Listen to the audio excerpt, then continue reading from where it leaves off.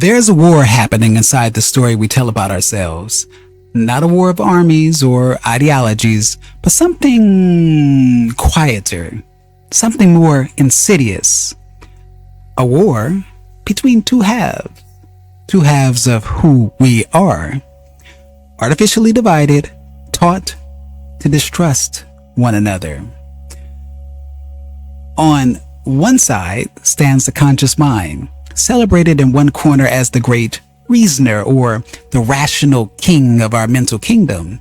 And yet, even as it's praised, it's been given an impossible task to operate alone, cut off from its own depths, expected to make sense of reality using only what comes through the narrow gate of the five senses. On the other side, we find the inner self, the unconscious, celebrated by others as the true seat of wisdom, while the conscious mind is dismissed as little more than a cancer and unfortunate growth that somehow sprouted on the human psyche, impeding rather than aiding our journey. Both views miss the miracle.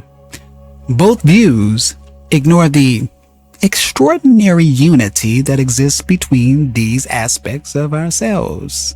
The seamless conversation that happens every moment between the surface and the depths.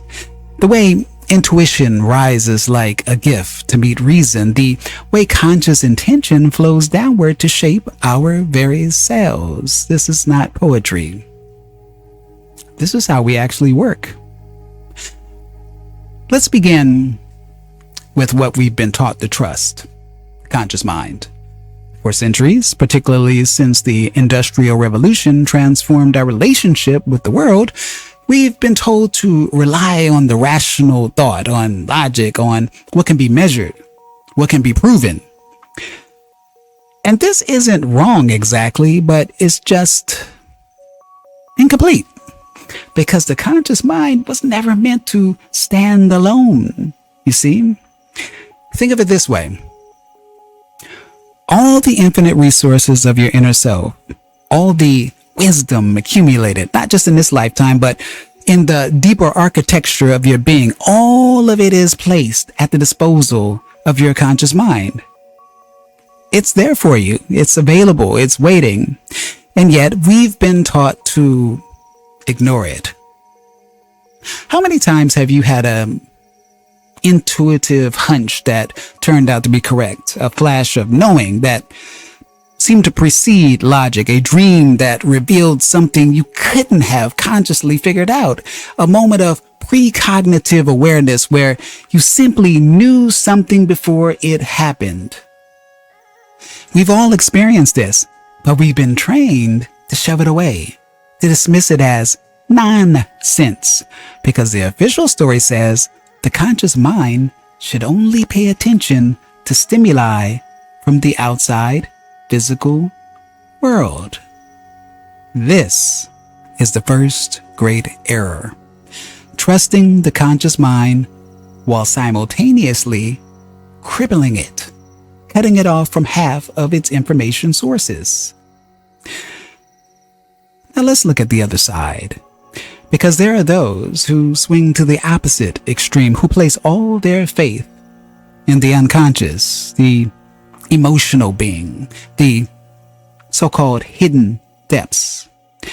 These theories paint the conscious mind as inferior, almost as an enemy to be transcended. They speak of the unconscious as though all answers are buried there, that they're out of reach, inaccessible to our everyday awareness, as though consciousness itself were a problem to be solved, rather than a vehicle to be used. And here's what both camps miss. The conscious mind is not your adversary. It is your method of assessing temporal experience. It is the vehicle through which your soul expresses itself in physical terms. It is meant to look both outward at the exterior world and inward at the interior landscape. This is its purpose. This is its power. The so-called unconscious doesn't contain mysteries, doesn't contain inaccessible truths. It contains portions of your own experience that you've been taught not to believe in. That's all. It's not a separate realm. It's not an alien territory. It's you. And here's where it gets, I could say, practical, where this moves from philosophy to something that you can use right here, right now.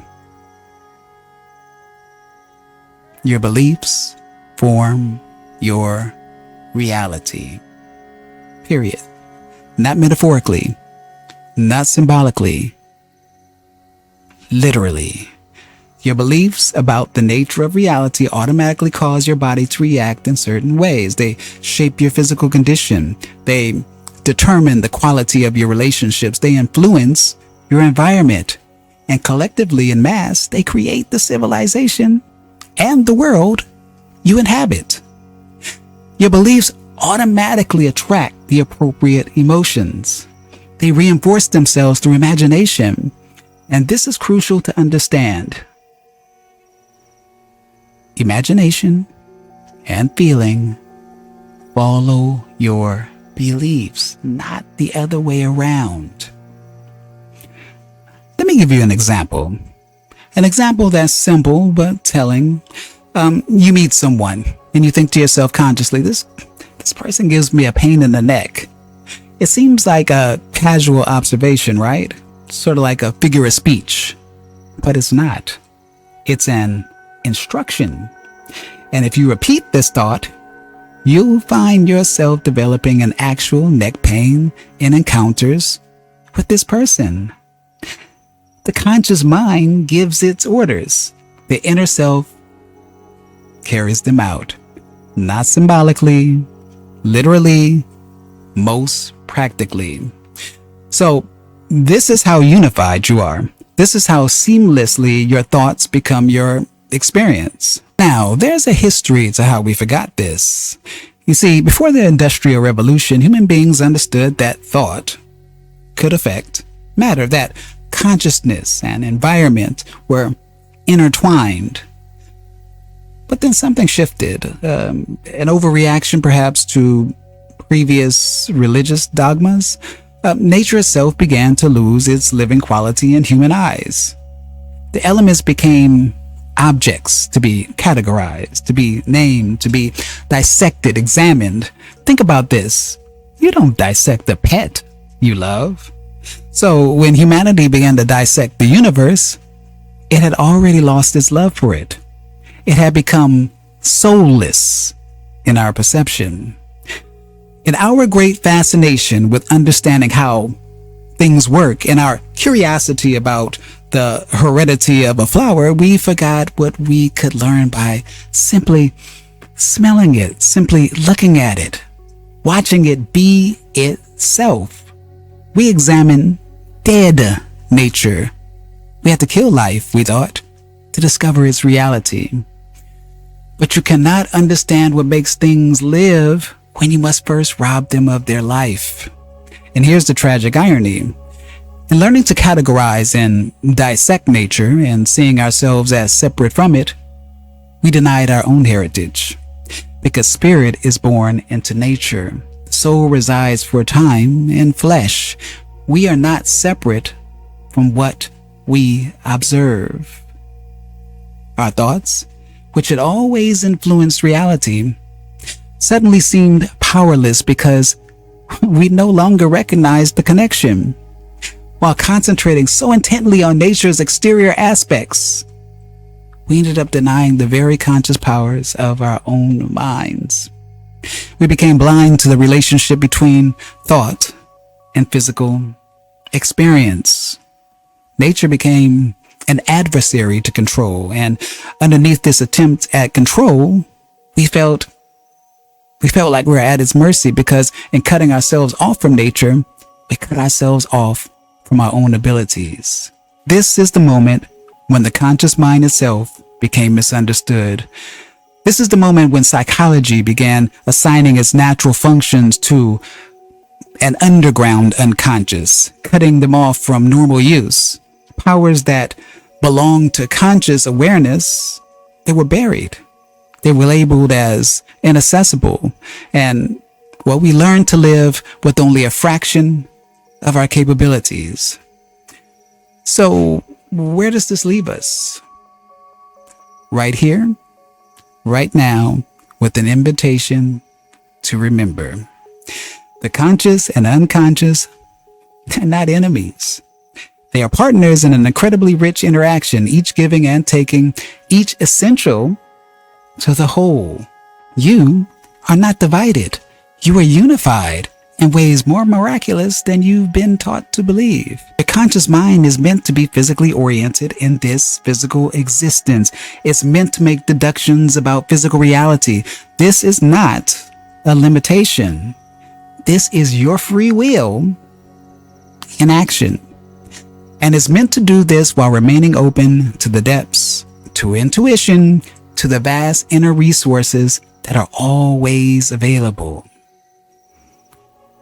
You don't have to choose between reason and intuition. You don't have to choose between conscious and unconscious. You don't have to choose between mind and spirit. You never did. You are the unity. You are the conversation between depths and surface. You are the place where soul meets flesh, where thought becomes experience, where belief creates reality. This is not a theory to understand. This is a truth to live. You may take your break. This marks the end of Seth Speaks, the nature of personal reality. And this was our little chit chat about part 22. Drop a comment below and tell me, what's one belief you've been holding that might be shaping your reality in ways you had not realized? Or maybe you've had an experience where intuition guided you to something your rational mind would have dismissed. Share that story, because your insight might just be exactly what someone needs to hear today. Thank you for watching. Thank you for listening. Thank you to all the people who supported the channel through buying me a coffee. I really appreciate it. Until the next time, I am Tony Victory, a wolf uncaged. Peace. If you found something in this video that sparked a thought, shifted your perspective, or just made you feel more grounded, consider showing some love by buying me a coffee. It helps fuel the channel, keeps the uploads coming, and lets me know that the content matters to you. The link's right below in the description or on my channel banner. No pressure. Just appreciation if you're moved to support. And as always, thank you for watching. Thank you for listening. I am Tony Victory, a wolf uncaged. Thank you. Peace.